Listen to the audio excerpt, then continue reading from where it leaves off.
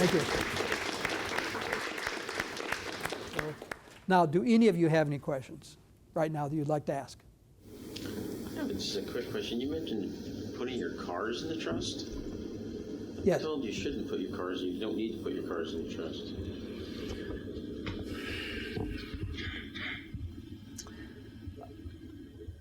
I mean, you don't need to do anything, but it's whether you want to make plans or not. So what people, I think, are talking about when they say you don't need to put them in the trust, I think what they're saying is that the DMV are such rascals. They are impossible to work with while you're alive. What's ironic is after you're dead, it's really easy. My grandfather gave me this car. Okay, he died, he gave me the car. Okay, done. You know, before that, they say, oh, you need to keep a copy of your trust. What for? I don't know. That's what the requirements are. Where in the world are you going to keep millions of trusts? Do you have a storeroom that big? Is there security there? What happens if there's a fire? I mean, why in the world do you want a copy of your trust? Give me a break. You know, they're just really difficult to work with while you're alive. Now, here's the key. There's a ruling which I can tell you later if you want to know. But if you are putting together your living trust, one of the sections called Section A is where you list all the assets that you're putting in your basket.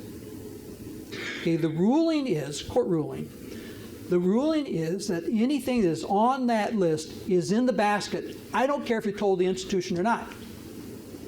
It's in your trust. Period. So you don't have to deal with the DMV. Just list it. Besides that, you'll probably sell that car and buy 3 or 4 more, you know? So it's not that big a deal. But if something happens, it's great to have it on the list. Because now you have a leg to stand on to go to them if there's any problems. No, it was in the basket. Does that help? Yeah. Personally, I don't go by the idea that something should be left out. I absolutely don't. I put everything in. You know, even that your first car that you bought 50 years ago, that you held on to all these years, that's probably in your garage while your brand new car is sitting out on the street, you know. Well, it's a Tesla. Oh, well. Didn't have those 50 years ago. It's funny. People keep their old car in the garage and their new one that needs protections out on the street. It's funny, you know. But so I'm of the proponent of putting everything in the basket. For one reason, Cliff, is that the things that are not in the basket, if they add up to $150,000 or more in retail value, in other words, you might have a $50,000 car and you owe $40,000 on it. Okay. It's the 50 that's listed, not the 10,000 you own. But it's the 10,000 you own plus the 40 that you owe together. That goes towards that $150,000. And when you have more than $150,000, now you're in long-term probate, and that's where that can grind out 18, 24, 36 months, go forever and cost a fortune. You want to avoid that. So by putting it in the basket, you're keeping that number that's outside the basket at a low roar. I prefer the things to be outside of the basket, stuff you just forgot about or didn't get around to, rather than something you deliberately left out.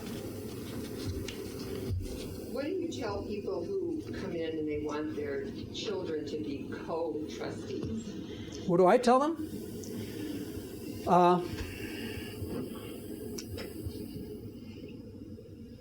Well, you can do that.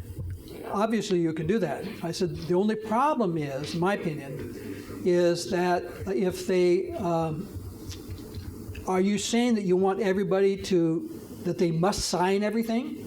That's pretty much co-trustee. If well, it doesn't have to be. Doesn't have to be. They can. That could be a logistical problem. Everything could take forever because 3 people have signed. There's one more person that hasn't signed. They just left for a 3-week vacation. It can be a problem. So you could set it up that they would authorize somebody to speak for the group that all of them agreed on could speak, and you can do things like that. And I think that even if you didn't put it in the document that way, that they themselves could agree on that. And if they don't agree, you got a problem. Then you have a problem. Well, of course, if they don't agree, when my parents died, I talked to my brothers and sisters. I said, look, Mom and Dad set up this trust, but they're dead. They're gone. So the truth is, we can do whatever we want. Okay, who's going to stop us? As long as we all agree. Now, if we don't agree, if we don't all agree, not just some of us, we don't all agree, then we have to follow exactly what Mom and Dad said. We have no choice. But if we agree, we can do everything. We can do anything. Doesn't matter. So they could get together and say, what the heck, instead of having all four of us sign it, why don't we say for anything under 25,000 or under 10,000 or something like that, one person can speak for all of us. We'll still talk about it as long as everybody knows what's going on and you have a chance to comment. Then we can, let somebody take care of it. And that's the way we ended up doing things. We're great. Heidi. I must be the dumbest one in the group. 'Cause Not at all. questions. Not at all. You're in a foot race with me. You've got a trust set up and it's sitting in your wall at home and you drop dead. Who knows about that? Are you supposed to give copies to people that are in the trust or? Exactly. Because I happen to have a trust and there's nobody has any copies of anything. I'm the only one who knows. Uh-huh. Well, so different. Thing is, Well, different families handle it differently. Some of them make a copy and tell people about it, or actually give them a copy. I always say, hey, you might change your mind, so I'm not sure you want to do that, but some people do that. Some people say, hey, this is what I have and this is where it is. Okay? And so it's really a matter of communication. Now, one of the things that are... It will still work, but somebody has to... Yeah, find it. Get into the house. I mean, do they have even if they have a key. Somebody will get it. Keep a all you copy, need is safety a deposit. I can break it. I meant legally. There's no legal ramifications. What's your address?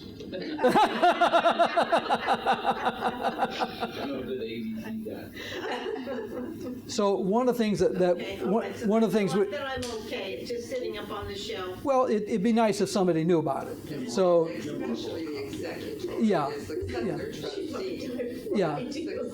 So the thing that that Jerry is saying, especially the people that you want in charge, it'd be nice if they knew about it.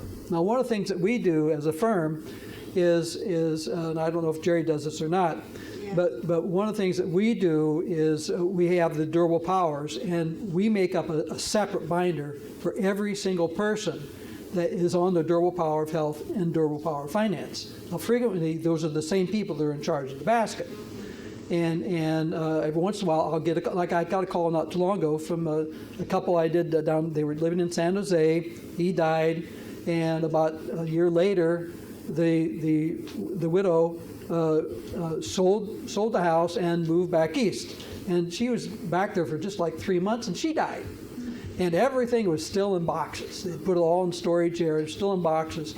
And her family, they had a copy of the Durable Powers. There was my business card, and gave me a call and said, we've gone through these boxes. You have no idea how much paperwork is in these boxes. What are we looking for?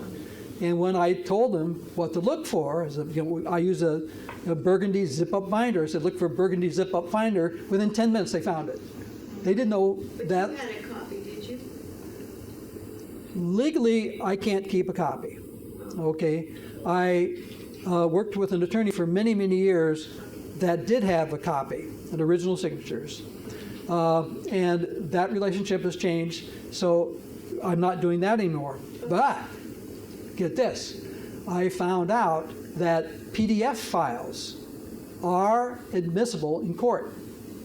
So I am now scanning everything. I don't know what Oh, you don't know what that is? Okay. Okay, well, just, you can make an electronic version of it. And of course, I have a copy of my email. So I'm not supposed to keep the documents, but I have an email. Okay.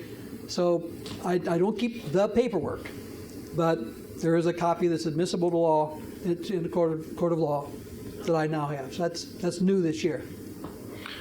Yes, sir. So the trust is not, other than the PDF and whatnot, there's nothing that's submitted to the state that's recorded or filed or Nope. anything like that. This is, you see, you're making a choice. You're making a choice. You can either go to court where everything is public and put them in charge, or you can say, no, that's okay.